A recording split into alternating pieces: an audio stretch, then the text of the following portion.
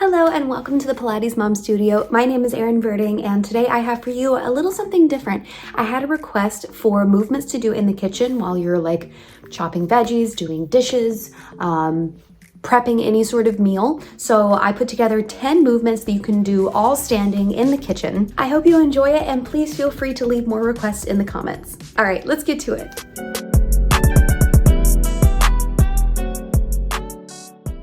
Okay, here's 10 movements. First up is very basic, but sometimes we do the basics. We're gonna squat and lift. Now, you don't need a countertop to do this. However, if you have a countertop, right? We're in the kitchen, this is a kitchen workout. You can grab onto the countertop, and when you squat, you can lean back just a little bit and you can work more booty. So you're really gonna press through your heels, keep your core tight, and lift. You can do pulses here. I mean, it's endless the amount of things that you can do. You can do like half up and back up.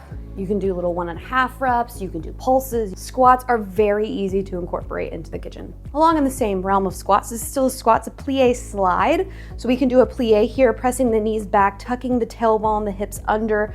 You can plie and slide your foot in so it creates a little bit of resistance. Plie, slide that foot in. Speaking of slides, we have a little slider lunge. So we can do a little side lunge right here. So side lunge and slide in. So what I want you to make sure, as well as with squats, same thing with the lunge, you can see your toes here at the bottom. Back up. Again, we're using that resistance of the floor to slide. Make sure that you're wearing socks in your kitchen or that you have a little slider platform that you can use. But if we're doing stuff in the kitchen, if we're busy, then we need some socks on because we don't want to be moving the slider all over the place. Sticking with the lunges here, we can do a slider reverse lunge. So again, dragging that foot as you come in. The harder you press your back foot into the floor, the more resistance you're gonna have and the harder the movement's gonna be. You can also take the slide out if you want and just do regular reverse lunges. Okay, this one's gonna be good. Saying that I'm here, choppy, okay, we're cutting onions, we're cutting tomatoes, we're cutting whatever. I can just do little leg lifts right here as I chop. Please be careful if you're using a knife, for God's sakes, because what I don't want is for you to lose your balance and cut your thumb off. Let's not do that. Let's just keep the core tight for balance, and you can go right here. Now you can do regular reps, you can do pulses, you could do reverse ones as well to focus on more of the back side of your booty. This is gonna focus on the little hip dip right here, the side of your booty. Whatever your heart desires. Sticking in the same tone, we have a hamstring curl right here. So what we want to make sure is we are not just stepping like this, okay? It's not a march. You wanna keep your knees together, or close by anyway. Curl up and down. We also have an option here to use ankle weights. You can do ankle weights for any of these movements, however heavy you want to make it, but that's just gonna add a little extra challenge here. I just wanna make sure that you get a really nice squeeze at the top because this is pretty easy, but if you actually squeeze as hard as you can at the top, my hamstring is already getting a little pump with just doing a few of these reps. We've done a lot of lower body, let's do some upper. Hold on. All right, we have a countertop push-up. I'm gonna show you here and then I'll move over. You can step the feet back however much you want. The further back your feet are, the harder it's gonna be. I actually have my feet, I don't know if you can see it, you totally can.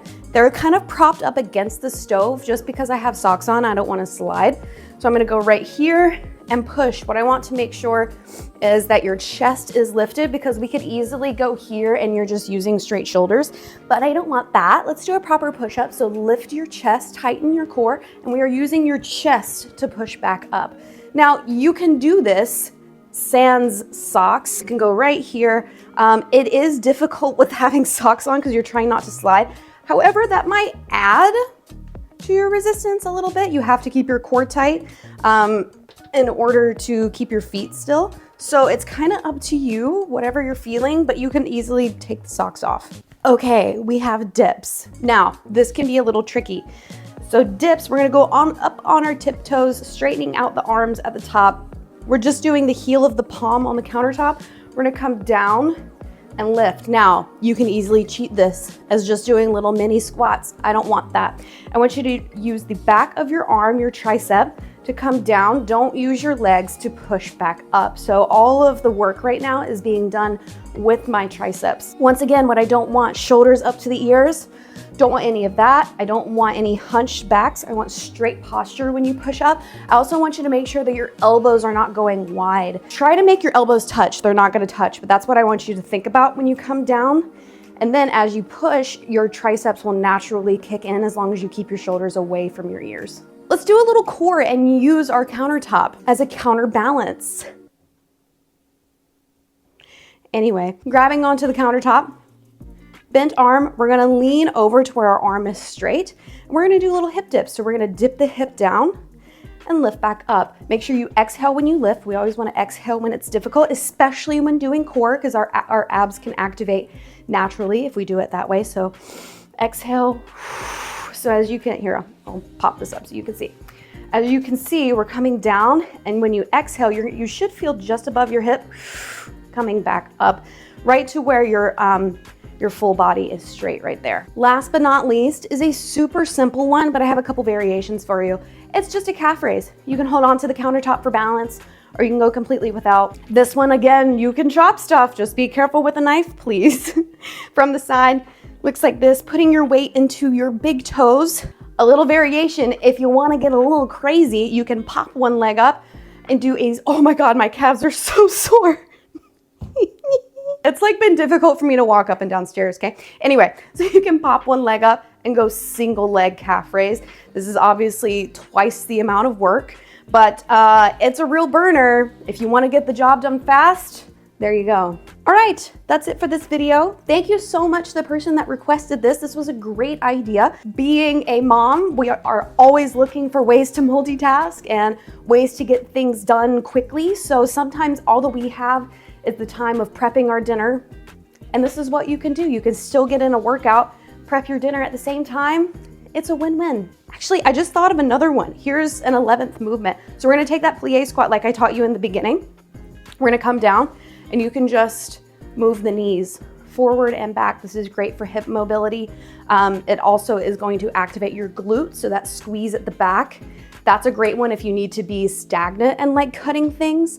Or, I mean, you can honestly just hold it. You're gonna shake a lot. And I personally don't like just holding things because I get kind of bored. But right there, that's another good one. You could do a regular squat with that too, where you just come out and in. Just make sure if you're gonna do that, if you can see my feet here, when I'm doing that, I'm rocking onto the blade of my foot. So don't twist your ankle. Okay, for real, that's the end of this video. Thank you so much for watching, and I'll see you in the next one. Mwah. Bye.